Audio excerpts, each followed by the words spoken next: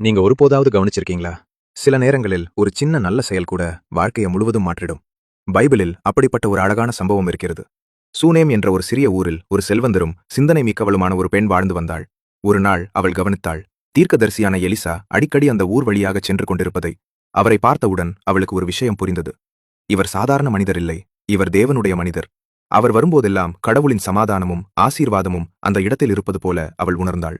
அதனால் ஒரு நாள் அவள் தன் கணவரிடம் சொன்னாள், அவர் இங்கே வரும்போதெல்லாம் ஓய்வெடுக்க ஒரு சிறிய அறையை நம்ம வீட்டின் மாடியில் கட்டி வைப்போமா? அவளது கணவரும் உடனே சம்மதித்தார். அவர்கள் அந்த அறையை மிகவும் எளிமையாக தயார் செய்தார்கள். ஒரு கட்டில், ஒரு மேஜை, ஒரு நாற்காலி மற்றும் ஒரு விளக்கு. அது பெரிய அரண்மனை அறை இல்லை. ஆனா அந்த அறையில் இருந்தது ஒரு முக்கியமான விஷயம்: அன்பும் உபசரிப்பும். எலிசா அந்த அறையில் தங்கி ஓய்வெடுக்க ஆரம்பித்தார். ஒரு நாள் அவர் அந்த பெண்ணை அழைத்து கேட்டார், நீ இவ்வளவு அன்பு காட்டுகிறாய், உனக்காக நான் என்ன செய்யலாம்? அந்த பெண் அமைதியாக ஒரு விஷயம் சொன்னாள், எங்களுக்கு குழந்தை இல்லை, மேலும் என் கணவர் வயதானவர். அதை கேட்ட எலிசா நம்பிக்கையோடு சொன்னார், அடுத்த வருடம் இதே நேரத்தில் உன் கைகளில் ஒரு மகன் இருக்கும்.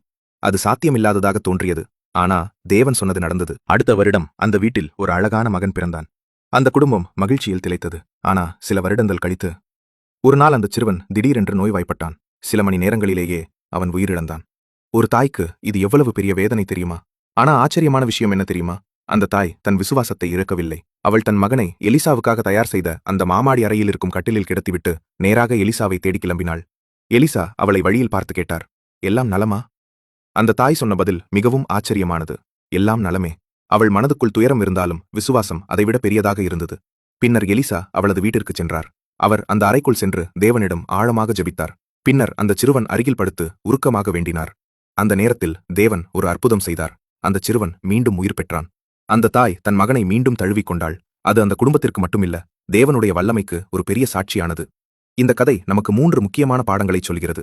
முதலாவது, சிறிய செயல்களையும் தேவன் கவனிக்கிறார். அந்த பெண் செய்த ஒரு சிறிய உபசரிப்பு ஒரு பெரிய ஆசீர்வாதமாக மாறியது. இரண்டாவது, துன்பம் வந்தாலும் விசுவாசத்தை விடக்கூடாது. மூன்றாவது, மற்றவர்களுக்கு உதவுவது நாம் எதிர்பார்க்காத கதவுகளை திறக்கும். இந்த உண்மை உங்க மனசை தொட்டிருந்தா கமெண்ட்ல எழுதுங்க, நான் விசுவாசிக்கிறேன். மேலும் இப்படிப்பட்ட சக்தி வாய்ந்த பைபிள் உண்மைகளை தெரிஞ்சுக்கொள்ள லைக், ஷேர், சப்ஸ்கிரைப் பண்ண மறக்காதீங்க.